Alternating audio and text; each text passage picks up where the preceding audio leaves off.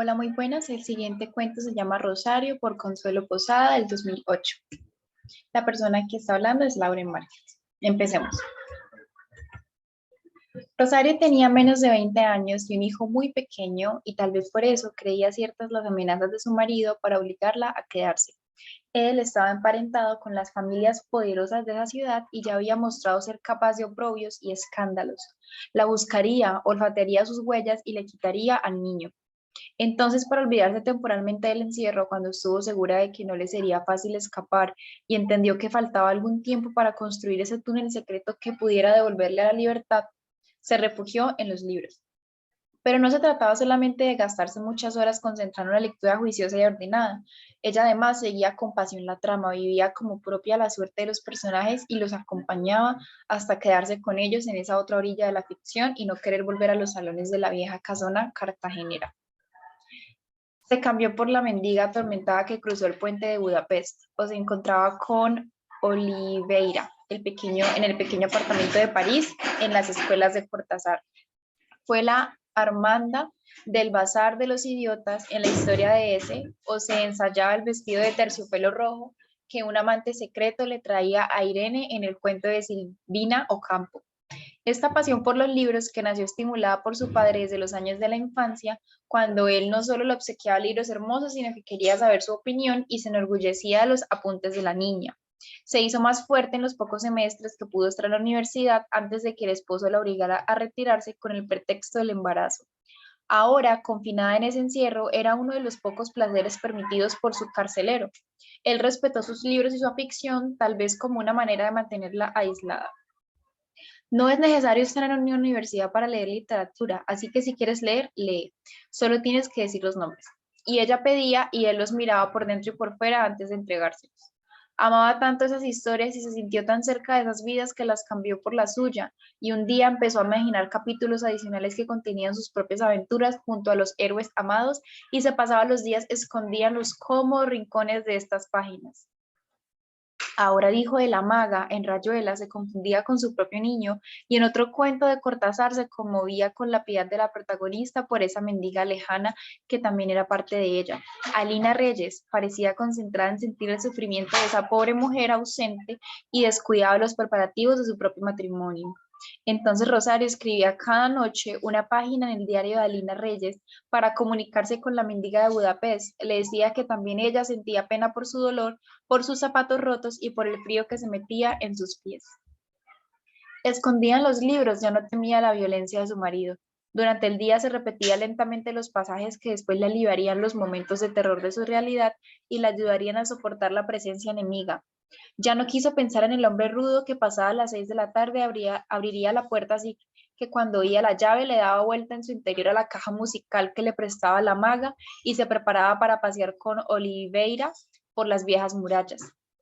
Mientras tanto, a la lectora ya no le importaba lo que pasaba en su propia casa, no intervenía en la marcha de las cosas, ninguna orden a la señora de la cocina y ninguna indicación a la muchacha de la limpieza.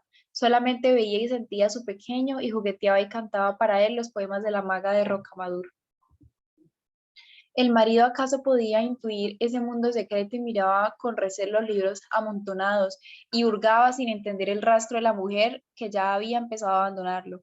Ella lo sabía lejos de su vida y medía su desespero. Podía recorrer mentalmente su camino siguiendo las líneas que ella trazaba. Lo vio enloquecerse poco a poco en el silencio de la casa, donde él debía contentarse con las pocas palabras de las dos empleadas, porque su esposa ya no le hablaba más allá de los monosílabos precisos en las respuestas indispensables. Ella nunca más había mirado con pasión a un hombre de carne y hueso, pero le era milimétricamente infiel con cada uno de los héroes masculinos, pero a él los celos le inventaron fantasmas y perseguía evidencias imposibles de encontrar. Primero abrió los colchones para descubrir alguna prueba escondida y después con el pretexto de la humedad ordenó desbaratar el cielo raso del baño. Siguió buscando en las líneas subrayadas de los libros que ella leía y trataba en vano de unir pistas de un lenguaje secreto. En un llamado ahogado, cuando ya la sentía perdida, le descosía los dobladillos de la ropa colgada de su armario, pero ella solo acumulaba rencores callados que le darían más fuerzas para el final previsto, aunque de verdad no buscó nunca con prevención premeditada exasperarlo. Él terminaba extenuado luego de cada batalla de esa guerra silenciosa que ella había ganado. Ahora el pasado de miedos quedaba atrás. Cercada, el esposo la había obligado a seguir con él y le había hecho ofensas que repetidas tantas veces ya no dolían. Su violencia era también previsible y no lograba lastimarla. Ella aprendió a seguir allí, mirándolo sin verlo, mientras él graduaba los insultos. Hasta esa tarde, cuando sentados a la mesa de ese restaurante con el niño enfrente, le escuchó el rosario de insultos que él fue dejando salir con las peores palabras que ella había oído hasta entonces y con acusaciones groseras sobre posibles relaciones suyas con otros hombres, por las que en otros días lejanos habría llorado hasta agotarse y que ahora solo oía como quien toma una nota distante y casi cruel: un día voy a dejarte solo y saborearé con placer tu dolor. Esta vez, en medio de la explosión de la cena de celos, ella repasó la llegada de Alina Reyes a Budapest después de su matrimonio. Era su personaje favorito y conocía casi de memoria las páginas de su diario. Sabía que la luna de miel era solo un pretexto para viajar a Budapest y encontrarse con la otra. Volvió a sentir los momentos previos al encuentro de la mujer bella y distinguida con la mendiga solitaria. Las dos mujeres eran una sola. Alina Reyes, la exquisita recién casada, llegaba con su marido a esa distante ciudad porque la alimentaba el deseo ferviente de abrazar a la solitaria harapienta cuyo olor les llegaba cada noche. La siguió en su recorrido de esa tarde, caminando sola y buscando vagamente algo, cambiando de aceras y escaparates. La vio llegar al puente y cruzarlo hasta el centro.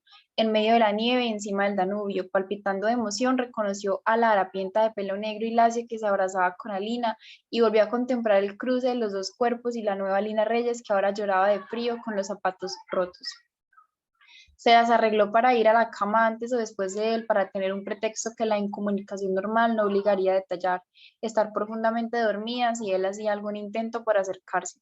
Y muchas veces mientras ella leía, lo sintió esperar despierto hasta la madrugada, controlando el sueño, que terminaba por vencerlo, sabiendo que estaba allí velando, incapaz de acercarse, de pedir perdón, cuando ya se habían amontonado demasiadas culpas y no era posible volver atrás. Pero en alguna mañana se sintió atrapada y no podía evitar la sorpresa de un amanecer no previsto. Entonces estuvo quieta contándose pedacitos de una historia ajena y mientras él se desgarraba de rabia, ella se recitaba entero un pasaje de Oliveira y la Maga. Con el conde de Montecristo había entendido que existía una alternativa para escapar del castillo de If. Solo tenía que imaginar la prisión perfecta, de la que resultara imposible fugarse, y entonces debía compararla con su propia cárcel. De esta manera se harían evidentes los puntos débiles y podría planear una alternativa de libertad. Así como el personaje de Dumas, también Rosario intentaba construir con el pensamiento una fortaleza de la cual no fuera posible huir. Si la prisión imaginada era igual a su casa-prisión, entonces era cierto que no habría esperanzas y no podría salir nunca. Pero si esa fortaleza imaginada resultaba con una construcción absolutamente imposible de ser vencida, cabría la esperanza de que su prisión tuviera un túnel de escape. Para ubicarlo bastaría identificar el punto en el cual la fortaleza pensada no coincidía con aquella verdadera.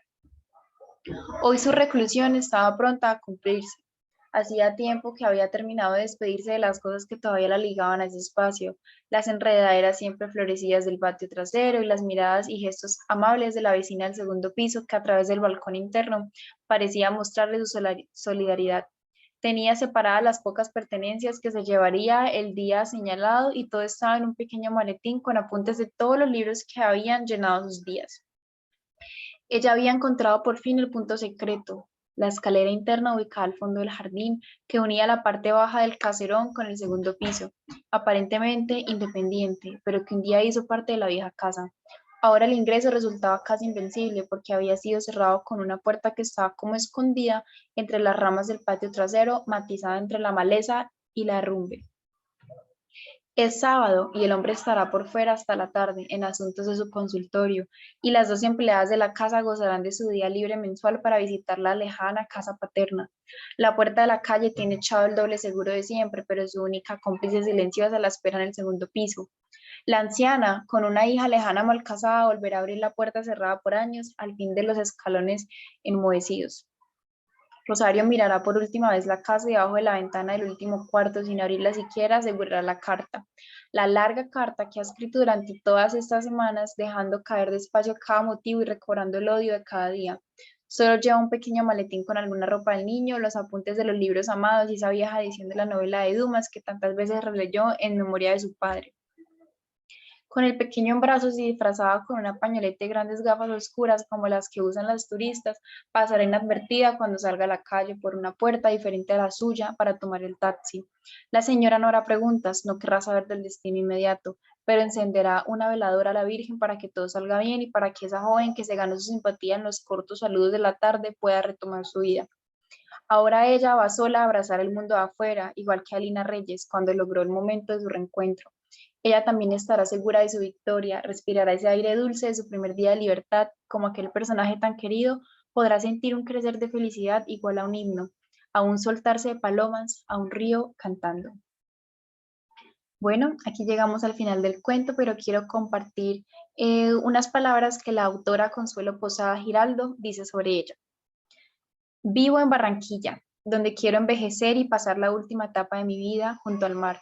A cambio de los estudios, los análisis y los informes, deseo dedicarme a la escritura de los relatos literarios que siempre estuvieron presentes, pero que apenas ahora logro tener como un objetivo primordial. Esto es todo, muchas gracias.